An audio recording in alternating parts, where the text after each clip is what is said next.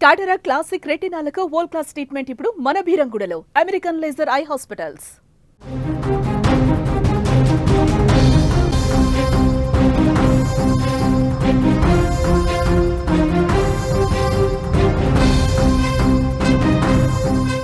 మానవత్వం మంట కలిసింది.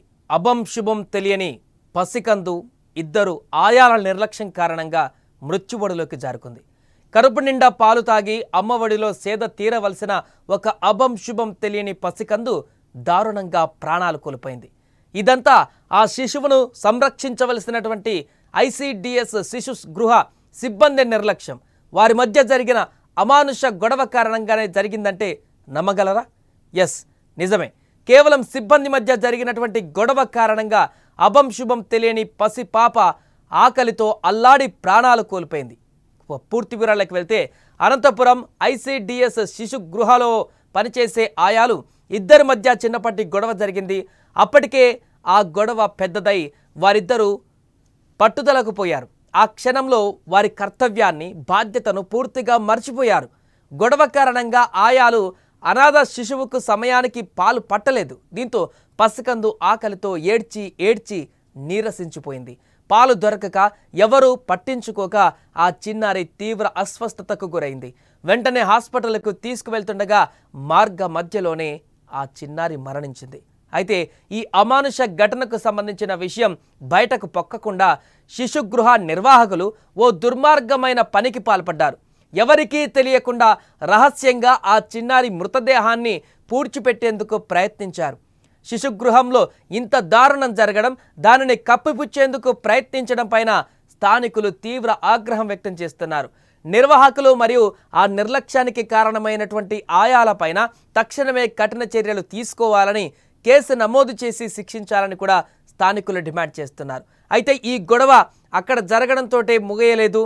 ఈ యొక్క శిశువుని ఎక్కడైతే ఖననం చేద్దామనుకున్నారో ఆ ప్రాంతం వద్ద కూడా ఈ ఆయాలు గొడవకు దిగారు.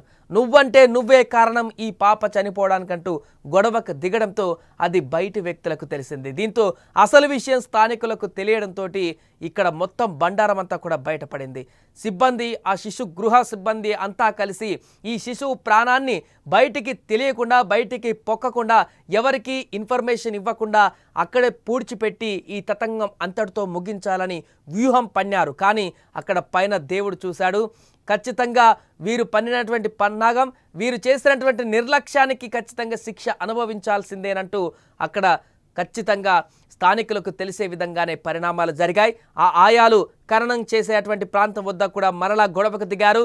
ఈ శిశువు నీ కారణంగానే చనిపోయిందంటూ వాగ్వాదానికి దిగడంతో అసలు విషయం బయటకు పొక్కింది. ఇది ఖచ్చితంగా సిబ్బంది నిర్లక్ష్యం కారణంగా జరిగినటువంటి ఒక హత్యగా ప్రేరేపించబడినటువంటి శిశువు మరణంగా వారికి తోచింది. వెంటనే సమాచారం అందించారు. దీంతో పోలీసులు దీనిపైన దర్యాప్తు చేస్తున్నట్టుగా తెలుస్తుంది. ఏదేమైనా కూడా సిబ్బంది నిర్లక్ష్యం, వారి యొక్క పర్సనల్ గొడవల కారణంగా అక్కడ చేయాల్సిన పని వచ్చినటువంటి శిశువులకు, అక్కడ ఉన్నటువంటి శిశువులందరికీ సమయానికి పాలు పట్టించి, సమయానికి ఆహారాన్ని అందించి, వారిని కంటికి రెప్పలా చూసుకోవాల్సినటువంటి ఆయాలు, ఎందుకంటే అనాథ పిల్లలు, తల్లిదండ్రులు లేనటువంటి పిల్లలు, ఆ కారణం చేత అన్నీ తామై చేయాల్సినటువంటి పనులను ఆయాలు చూసుకుంటారు. అక్కడ అలాంటి మంచి ఉన్నతమైనటువంటి పొజిషన్లో ఉన్నటువంటి తల్లి పొజిషన్లో ఉన్నటువంటి ఆ ఆయాలు వారికి ఉన్నటువంటి వ్యక్తిగత గొడవల కారణంగా ఆ గొడవలతోటి ఒకరినొకరు తిట్టుకుంటూ, ఒకరినొకరిని పోట్లాడుకుంటూ అక్కడ సమయానికి శిశువులకు అందించవలసినటువంటి పాలను అందించక వారి ప్రాణాలు పోవడానికి కారణమయ్యారు. ఈ శిశువే కాదు, మిగతా శిశువుల పరిస్థితి కూడా ఏ రకంగా ఉందో ఇప్పుడు అబ్జర్వ్ చేయాల్సిన పరిస్థితి ఉంది. మిగతా వారి పరిస్థితి ఏ రకంగా ఉందో కూడా పరీక్షించాల్సిన అవసరం ఉంది. అంతేకాదు, ఇది ఇక్కడితోనే మొదలైందా, లేకుంటే గతంలో కూడా ఇలాంటివి జరిగాయా, ఇంకా మొత్తం డాటా అంతా కూడా తీయాల్సిన పరిస్థితి ఉంది. ఎందుకంటే చాలామంది అనాథ శిశువులు అక్కడ ఆశ్రయం పొందేటువంటి ప్రాంతం అది. వారందరికీ ఎవరు లేరు కావచ్చు అని చెప్పేసి ఇలా ఇష్టాని రీతిలో కనుక వీరు కనుక ఏ రకమైనటువంటి చర్యలకు పాల్పడ్డా కూడా ఖచ్చితంగా శిక్ష విధించాలంటూ కూడా స్థానికులు డిమాండ్ చేస్తున్నారు. మరి దీనిపైన ఎలాంటి చర్యలు తీసుకుంటారు, పోలీసులు ఏ రకంగా కేసులు నమోదు చేస్తారు, నెక్స్ట్ స్టెప్ ఏ రకంగా ఉండబోతుంది అనేది కూడా వేచి చూడాలి. ఆయాలు గొడవ పడింది ఆదివారం రోజు సాయంత్రం 6:30 గంటల టైంలో, షిఫ్టింగ్ టైంలో. షిఫ్ట్ వెళ్ళేటప్పుడు 4 ఆయాలు ఉంటారు. ఒకవేళ మీరు అలాగే మీరు ఎగ్జాంపుల్ కావాలి అంటే ఒక షిఫ్ట్ లో ఉన్న ఆయాలు మాత్రమే గొడవ పడినప్పుడు నేను ఉన్నాను ఆ టైంలో అని అంటే అప్పటికి ఇద్దరే ఉండాలి ఆయాలు. ఇక్కడ నలుగురు ఉన్నారు. నలుగురు ఆయాలు అంటే డే డ్యూటీ వాళ్ళు వెళ్ళే సమయము, నైట్ డ్యూటీ వాళ్ళు లోపలికి ఎంటర్ అయ్యే సమయం. సో నా సమక్షంలో శిశు గృహంలో చనిపోలేదు, మార్గ మధ్యంలో చనిపోయినాడు బాబు.